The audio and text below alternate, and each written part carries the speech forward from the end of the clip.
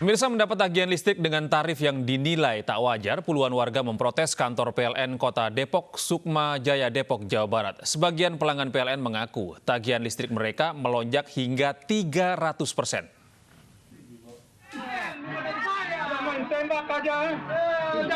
Puluhan warga protes dan mendatangi kantor PLN di Sukma Jaya, Depok, Jawa Barat ini untuk mendapatkan kejelasan tentang tagihan tarif listrik yang dinilai tidak wajar. Bapak yang bilang mohon maaf, orang komplain ini pembayarannya tinggi. Tetapi warga tidak mendapatkan kejelasan tentang tagihan mereka karena pihak PLN kantor cabang Sukma Jaya tidak bisa memberikan keterangan. Warga pun kecewa karena lonjakan tagihan listrik ini dirasa sangat memberatkan. Beberapa warga mengaku tagihan listrik mereka pada bulan Juni ini naik hingga lebih dari 300%. Saya nggak Tapi pemakaian normal? Normal. Ya kalau naik 200-300 oke, saya masih ngerti. Tapi kalau misalnya 4 juta,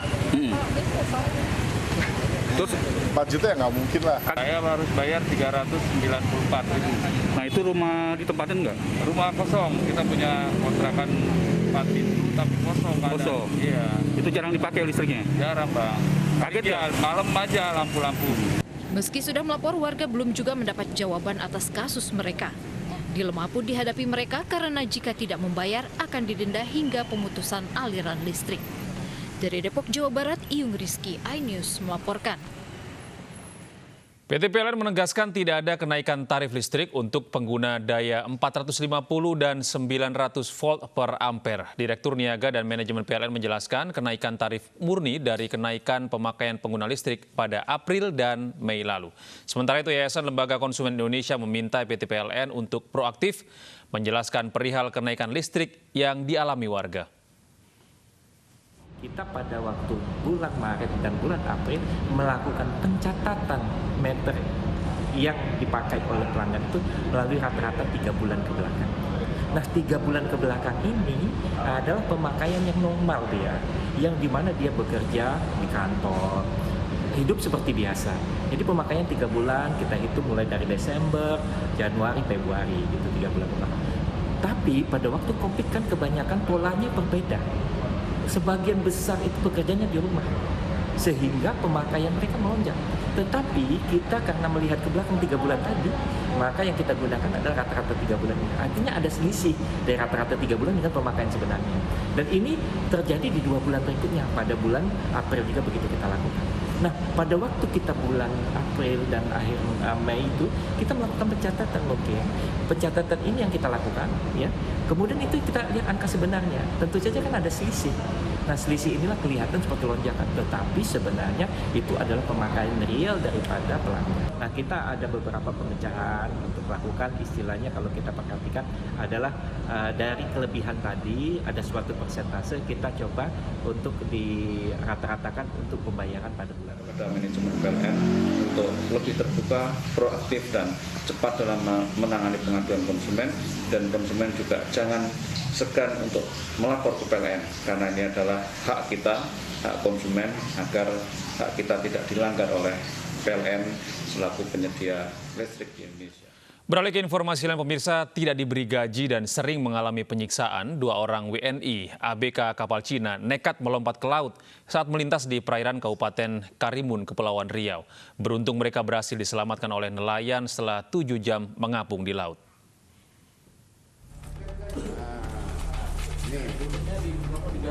Andri Juniansa asal Sumbawa, Nusa Tenggara Barat dan Renaldi asal Pematang Siantar, Sumatera Utara dibawa warga ke Mapolsek Tebing Karimun, Kepulauan Riau. Kedua ABK kapal Luking Yuan Yu 213 ini sebelumnya ditemukan mengapung di perairan STS Kabupaten Karimun oleh seorang nelayan. Para korban mengaku nekat terjun ke laut karena kerap disiksa, tidak diberi gaji, dan tidak diperbolehkan berkomunikasi dengan keluarga. Berupa penyiksaan, ngomong kotor. Penyiksaan yang diterima seperti apa? Ya misalkan kerja lelet-lelet sedikit, tendang. Kalau ngomong kotor tuh ya hampir hari-hari udah kayak sarapan pagi. Saya sudah pedih, tidak kuat. Jadi teman itu saya ajak semua, cuma takut katanya, takut ngambil risiko. 7 jam. Saya bertahan 7 jam di laut Dengan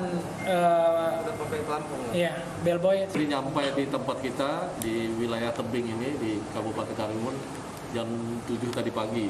Kita amankan dalam keadaan sudah basah dan pakai pelampung ini yang di samping, ada pelampung. Kemudian pada saat pertama kita lakukan rapid test. Tadi hasilnya non reaktif di puskesmas ya. Kedua korban perdagangan manusia ini sebelumnya dijanjikan bekerja di pabrik tekstil dan baja di Korea. Oleh PT Duta Group asal Jakarta, keduanya dijanjikan upah 25 juta hingga 40 juta rupiah. Saat ini masih ada 11 WNI yang berada di kapal Longking Yuanyu 213. Dari Karimun, Kepulauan Riau, Iwan Mohan, iNews melaporkan. Pemirsa, isak tangis keluarga pecah saat jenazah Kapten Penerbang KD Udi Suwardiasa di rumah duka. Almarhum merupakan pilot helikopter tipe Mi-17 yang jatuh di Kendal, Jawa Tengah.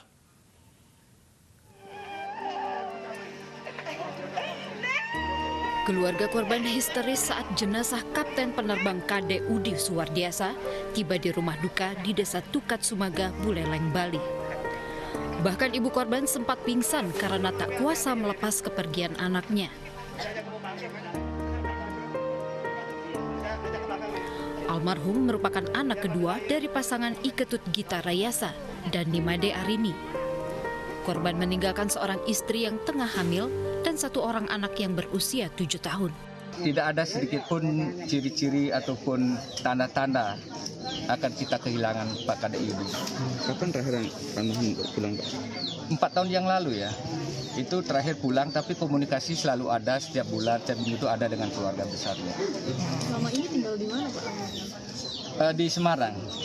Ya, Semarang. Karena beliau bertugas di sana. Sudah punya anak satu, yang kedua informasi posisi istri itu sedang hamil 3 bulan ya. Rencananya jenazah Kapten Penerbang KD Udi Suwardiasa akan dikebumikan pada 10 Juli mendatang dengan upacara ngaben. Dari Buleleng, Bali, Pandewi Wismaya, iNews melaporkan. 3 dari 4 korban meninggal dunia dalam kecelakaan helikopter Mi-17 milik TNI AD telah dimakamkan. Isak tangis keluarga mewarnai pemakaman 3 jenazah.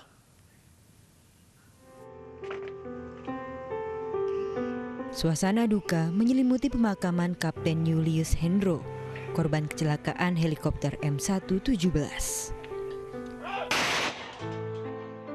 Almarhum dimakamkan di tempat pemakaman umum Desa Kalideres, Kabupaten Cirebon, Jawa Barat. Kesedihan keluarga tak terbendung saat jenazah mulai dikubur. Rencananya almarhum akan pulang bertugas pada akhir tahun nanti. Namun ternyata nasib berkata lain.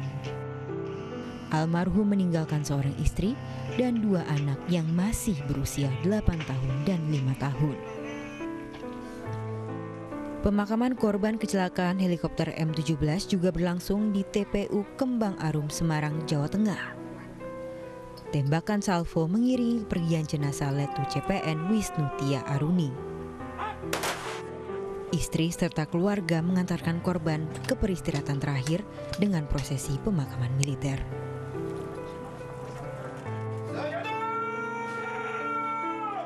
Jenazah Kapten Freddy Febrianto Nugroho juga dimakamkan di Permakaman Umum Sasonoloyo, Puri Panghayuan, Sleman, Yogyakarta. Usai serah terima jenazah dari keluarga ke pihak TNI, almarhum dibawa ke tempat peristirahatan terakhir.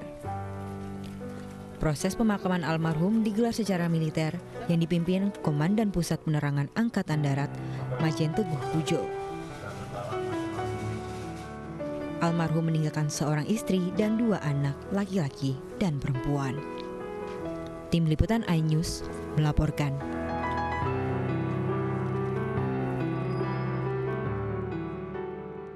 Pemirsa, tim investigasi masih menyelidiki penyebab pasti kecelakaan helikopter Mi-17 berdasarkan kotak hitam yang sudah ditemukan.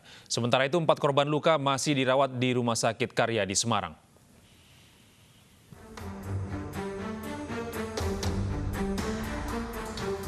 Pasca jatuhnya helikopter Mi-17 di kawasan industri Kendal, Jawa Tengah, tim investigasi masih menyelidiki penyebab pasti kecelakaan. Bangkai helikopter telah dievakuasi ke Skuadron 31 Lalumat Ahmad Yani Semarang. Kotak hitam yang memuat VCR juga telah diamankan. Sejumlah teknisi dan alat dari Rusia juga akan didatangkan guna membantu proses pembacaan VCR ini.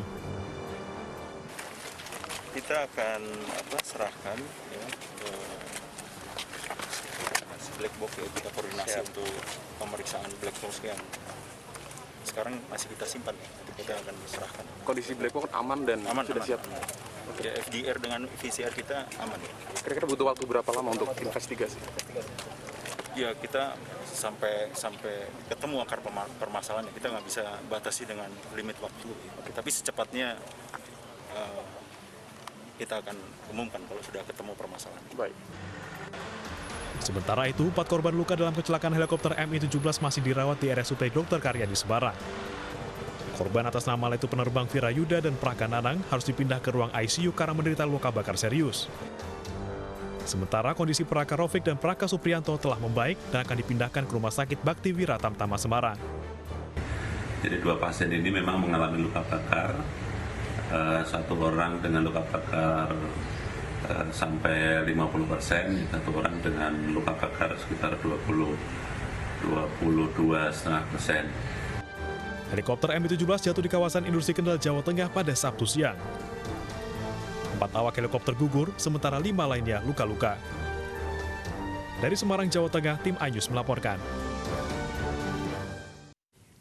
Beralih ke informasi dan pemirsa, 2 orang tewas dan 11 lainnya terluka setelah sebuah truk bak terbuka yang memuat 15 orang terguling akibat jalan rusak di Sumeneb, Jawa Timur. Truk ini mengangkut penumpang yang akan pergi ke sebuah hajatan keluarga.